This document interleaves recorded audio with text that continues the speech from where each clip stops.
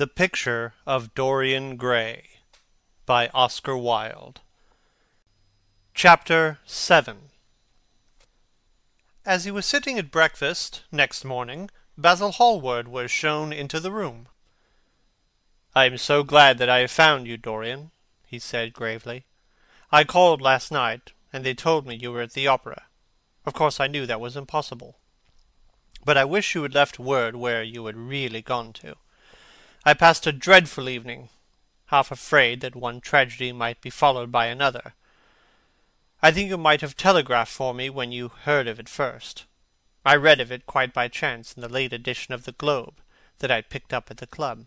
I came here at once, and was miserable at not finding you. I can't tell you how heartbroken I am about the whole thing. I know what you must suffer. But where were you? Did you go down and see the girl's mother? For a moment I thought of following you there. They gave the address in the paper, somewhere in Euston Road, isn't it?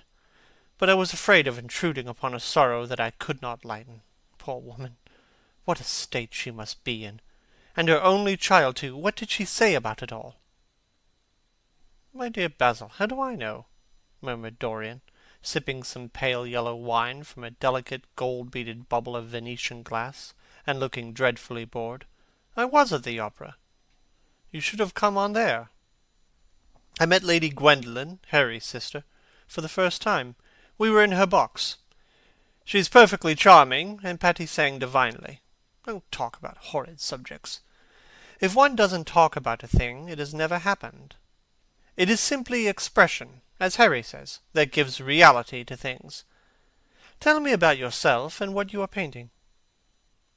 "You went to the opera?" said Hallward, speaking very slowly, and with a strained touch of pain in his voice. "You went to the opera when Sybil Vane was lying dead in some sordid lodging? You can talk to me of other women being charming, and of Patty singing divinely, before the girl you loved has even the quiet of a grave to sleep in? Why, man, there are horrors in store for that little white body of hers." "Stop, Basil! I won't hear it!" cried Dorian, leaping to his feet. "You must not tell me those things. What is done is done. What is past is past." "You call yesterday the past. What has the actual lapse of time got to do with it? It is only shallow people who require years to get rid of an emotion. A man who is master of himself can end a sorrow as easily as he can invent a pleasure. I don't want to be at the mercy of my emotions. I want to use them, to enjoy them, and to dominate them. Dorian, this is horrible. Something has changed you completely. You look exactly the same wonderful boy who used to come down to my studio day after day to sit for his picture, but you were simple, natural, and affectionate then. You were the most unspoiled creature in the whole world. Now, I don't know what has come over you. You talk as if you had no heart, no pity in you. It is all Harry's influence, I can see that." The lad flushed up, and, going to the window, looked out on the green flickering garden for a few moments. "I owe a great deal to Harry, Basil," he said at last. "More than I owe you. You only taught me to be vain. Well, I am punished for that, Dorian, or shall be some day." "I don't know what you mean, Basil," he exclaimed, turning round. "I don't know what you want. What do you want? I want the Dorian Gray I used to know." "Basil," said the lad, going over to him and putting his hand on his shoulder, "you have come too late. Yesterday, when I heard that Sybil Vane had killed herself—" "Killed herself! Good heavens! Is there no doubt about that?" cried Hallward, looking up at him with an expression of horror. "My dear Basil, surely you don't think it was a vulgar accident? Of course she killed herself. It is one of the great romantic tragedies of the age. As a rule, people who act lead the most commonplace lives. They are good husbands, or faithful wives, or something tedious. You know what I mean. Middle-class virtue, and all that kind of thing. How different Sybil was! She lived her finest tragedy. She was always a heroine. The night she played, the night you saw her, she acted badly because she had known the reality of love. When she knew its unreality, she died, as Juliet might have died. She passed into the sphere of art. There is something of the martyr about her. Her death has all the pathetic uselessness of martyrdom, all its wasted beauty. But, as I was saying, you must not think I have not suffered. If you had come in yesterday at a particular moment, about 5:30, perhaps, or 5:45, you would have found me in tears. Even Harry, who was here, who brought me the news, in fact, had no idea what I was going through. I suffered immensely. Then it passed away. I cannot repeat an emotion. No one can, except sentimentalists. And you are awfully unjust, Basil. You come down here to console me. That is charming of you. You find me consoled, and you are furious. How like a sympathetic person. You remind me of a story Harry told me about a certain philanthropist who spent 20 years of his life in trying to get some grievance redressed, or some unjust law altered. I forget exactly what it was. Finally, he succeeded, and nothing could exceed his disappointment. He had absolutely nothing to do, almost died of ennui, and became a confirmed misanthrope. And besides, my dear old Basil, if you really want to console me, teach me rather to forget what has happened, or to see it from a proper artistic point of view. Was it not Gautier who used to write about la consolation des arts? I remember picking up a little vellum-coloured book in your studio one day, and chancing on that delightful phrase. Well, I am not like that young man you told me of when we were down at Marlow together, the young man who used to say that yellow satin could console one for all the miseries of life. I love beautiful things that one can touch and handle. Old brocades, green bronzes, lacquer work, carved ivories, exquisite surroundings, luxury, pomp. There is much to be gotten from all of these. But the artistic temperament that they create, or at any rate reveal, is still more to me. To become the spectator of one's own life, as Harry says, is to escape the suffering of life. I know you are surprised at my talking to you like this. You have not realized how I have developed. I was a schoolboy when you knew me. I am a man now. I have new passions, new thoughts, new ideas. I am different. But you must not like me less. I am changed, but you must always be my friend. Of course, I am very fond of Harry, but I know that you are better than he is. You are not stronger, not too much afraid of life, but you are better. And how happy we used to be together. Don't leave me, Basil, and don't quarrel with me. I am what I am. There is nothing more to be said. Hallward felt strangely moved. Rugged and straightforward as he was, there was something in his nature that was purely feminine in its tenderness. The lad was infinitely dear to him, and his personality had been the great turning point of his art. He could not bear the idea of reproaching him any more.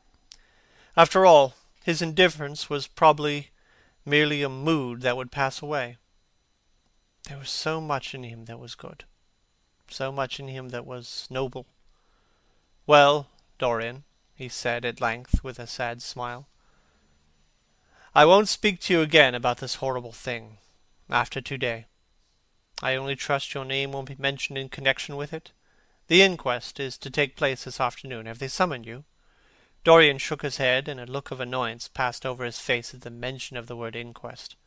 There was something so crude and vulgar about everything of the kind. "They don't know my name," he answered. "But surely she did." "Only my Christian name, and that I am quite sure she never mentioned anyone." She told me once that they were all rather curious to learn who I was, and that she invariably told them my name was Prince Charming. It was very pretty of her. You must do me a drawing of her, Basil. I should like to have something more of her than the memory of a few kisses and some broken, pathetic words. I will try and do something, Dorian, if it would please you. But you must come and sit to me yourself again. I can't get on without you. I will never sit to you again, Basil. It is impossible, he exclaimed, starting back. Hallward stared at him. My dear boy, what nonsense, he cried.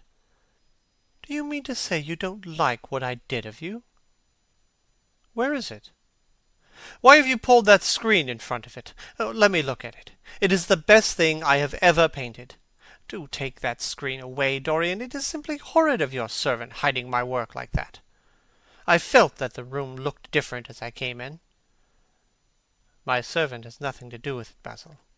You don't imagine I let him arrange my room for me?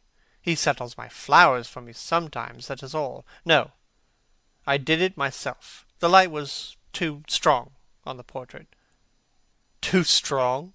Impossible, my dear fellow. It is an admirable place for it. Let me see it. And Hallward walked towards the corner of the room. A cry of terror broke from Dorian Gray's lips, and he rushed between Hallward and the screen. Basil, he said, looking very pale, you must not look at it. I don't wish you to. Not look at my own work. You're not serious. Why shouldn't I look at it? Exclaimed Hallward, laughing. If you try to look at it, Basil, on my word of honor, I will never speak to you again as long as I live. I am quite serious. I don't offer an explanation, and you are not to ask for any. But remember, if you touch this screen, everything is over between us. Hallward was thunderstruck. He looked at Dorian in absolute amazement. He had never seen him like this before. The lad was absolutely pallid with rage. His hands were clenched, and the pupils of his eyes were like disks of blue fire. He was trembling all over. Dorian? Don't speak! But what is the matter? Of course I won't look at it if you don't want me to, he said rather coldly, turning on his heel and going over towards the window.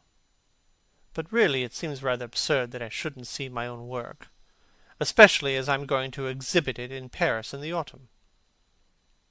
I should probably have to give it another coat of varnish before that, so I must see it some day. And why not today? To exhibit it? You want to exhibit it? Exclaimed Dorian Gray, a strange sense of terror creeping over him. Was the world going to be shown his secret? Were people to gape at the mystery of his life? That was impossible. Something, he did not know what, had to be done at once. Yes. I don't suppose you will object to that. Georges Petit is going to collect all my best pictures for a special exhibition in the Rue de Sèze, which will open the first week in October.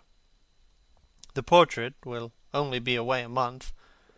I should think you could easily spare it for that time. In fact, you are sure to be out of town. And if you hide it always behind a screen, you can't care much about it. Dorian Gray passed his hand over his head. There were beads of perspiration there. He felt that he was on the brink of a horrible danger. You told me a month ago that you would never exhibit it. Why have you changed your mind? You people who go in for being consistent have just as many moods as others. The only difference is that your moods are rather meaningless. You can't have forgotten that you assured me most solemnly that nothing in the world would induce you to send it to any exhibition. You told Harry exactly the same thing. He stopped suddenly, and a gleam of light came into his eyes. He remembered that Lord Henry had said to him once, half seriously and half in jest, "If you want to have an interesting quarter of an hour, get Basil to tell you why he won't exhibit your picture." He told me why he wouldn't, and it was a revelation to me. Yes, perhaps Basil too had a secret. He would ask him and try. "Basil," he said, coming over quite close and looking him straight in the face. "We have each of us a secret. Let me know yours, and I will tell you mine. What was your reason for refusing to exhibit my picture?" Hallward shuddered in spite of himself. "Dorian, if I told you, you might like me less than you do, and you would certainly laugh at me. I could not bear your doing either of those two things. If you wish me to never look at your picture again, I am content. I have always you to look at. If you wish the best work I have ever done to be hidden from the world, I am satisfied. Your friendship is dearer to me than any fame or reputation." "No, Basil, you must tell me," murmured Dorian Gray. "I think I have a right to know." His feeling of terror had passed away, and curiosity had taken its place. He was determined to find out Basil Hallward's mystery. "Let us sit down, Dorian," said Hallward, looking pale and pained. "Let us sit down. I will sit in the shadow, and you shall sit in the sunlight. Our lives are like that. Just answer me one question. Have you noticed in the picture something that you did not like? Something that probably at first did not strike you, but that revealed itself to you suddenly?" "Basil!" cried the lad, clutching the arms of his chair with trembling hands, and gazing at him with wild, startled eyes. "I see you did. Don't speak. Wait till you hear what I have to say. It is quite true that I have worshipped you with far more romance of feeling than a man usually gives to a friend. Somehow, I had never loved a woman. I suppose I never had time. Perhaps, as Harry says, grande passion is the privilege of those who have nothing to do, and that is the use of idle classes in a country. Well, from the moment I met you, your personality had the most extraordinary influence over me. I admit that I adored you, madly, extravagantly, absurdly. I was jealous of everyone to whom you spoke. I wanted to have you all to myself. I was only happy when I was with you. When I was away from you, you were still present in my art. It was all wrong and foolish. It is all wrong and foolish still. Of course, I never let you know anything about this. It would have been impossible. You would not have understood it. I did not understand it myself. One day I determined to paint a wonderful portrait of you. It was to have been my masterpiece. It is my masterpiece. But as I worked at it, every flake and film of colour seemed to reveal my secret. I grew afraid that the world would know of my idolatry. I felt, Dorian, that I had told too much. Then it was that I resolved never to allow the picture to be exhibited. You were a little annoyed, but that you did not realize all that it meant to me. Harry, to whom I talked about it, laughed at me, but I did not mind that. When the picture was finished, and I sat alone with it, I felt that I was right.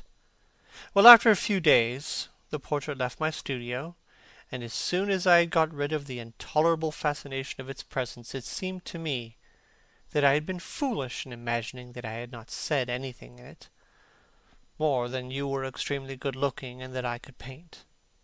Even now I cannot help feeling that it is a mistake to think that the passion one feels in creation is ever really shown in the work one creates. Art is more abstract than we fancy. Form and colour tell us of form and colour, that is all. It often seems to me that art conceals the artist far more completely than it ever reveals him. And so when I got this offer from Paris, I determined to make your portrait the principal thing in my exhibition. It never occurred to me that you would refuse. I see now that you were right. The picture must not be shown. You must not be angry with me, Dorian, for what I have told you. As I said to Harry once, you were made to be worshipped. Dorian Gray drew a long breath. The colour came back to his cheeks, and a smile played across his lips. The peril was over. He was safe for the time. Yet he could not help feel infinite pity for the young man who had just made this strange confession to him. He wondered if he would ever be so dominated by the personality of a friend. Lord Harry had the charm of being very dangerous, but that was all. He was too clever and too cynical to be really fond of. Would there ever be some one who would fill him with a strange idolatry? Was that one of the things that life had in store? "It is extraordinary to me, Dorian," said Hallward, "that you should have seen this in the picture. Did you really see it?" "Of course I did." "Well, you don't mind my looking at it now?" Dorian Gray shook his head. "You must not ask me that, Basil. I could not possibly let you stand in front of that picture." "You will some day, surely." "Never." "Well, perhaps you are right. And now good-bye, Dorian. You have been the one person in my life of whom I have been really fond. I don't suppose I shall often see you again. You don't know what it cost me to tell you all that I have told you." "My dear Basil," cried Dorian, "what have you told me? Simply that you felt that you liked me too much? That is not even a compliment." "It was not intended as a compliment. It was a confession. A very disappointing one. Why, what did you expect, Dorian? You didn't see anything else in that picture, did you? There's nothing else to see?" "No, there was nothing else to see. Why do you ask? But you mustn't talk about not meeting me again, or anything of that kind. You and I are friends, Basil. We must always remain so."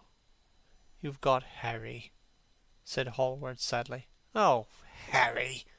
cried the lad with a ripple of laughter. "Harry spends his days in saying what is incredible, and his evenings in doing what is improbable. Just the sort of life I would like to lead, but still I don't think I would go to Harry if I was in trouble. I would sooner go to you, Basil." "But you won't sit to me again?" "Impossible. You spoil my life as an artist by refusing, Dorian. No man comes across two ideal things. Few comes across one. I can't explain it to you, Basil, but I must never sit to you again. I will come and have tea with you. This will be just as pleasant." "Pleasanter for you, I'm afraid," murmured Hallward regretfully. "And now good-bye. I am sorry you won't let me look at the picture once again, but that can't be helped. I quite understand what you feel about it." As he left the room, Dorian Gray smiled to himself. Poor Basil! How little he knew of the true reason! And how strange it was that, instead of being forced to reveal his own secret, he had succeeded, almost by chance, in wresting a secret from his friend. How much that strange confession explained to him! Basil's absurd fits of jealousy, his wild devotion, his extravagant panegyrics, his curious reticences. He understood them all now, and he felt sorry. There was something tragic in a friendship so coloured by romance. He sighed and touched the bell. The portrait must be hidden away at all costs. He could not run such a risk of discovery again. It had been mad of him to have the thing remain, even for an hour, in a room to which any of his friends had access. End of Chapter 7 of The Picture of Dorian Gray by Oscar Wilde.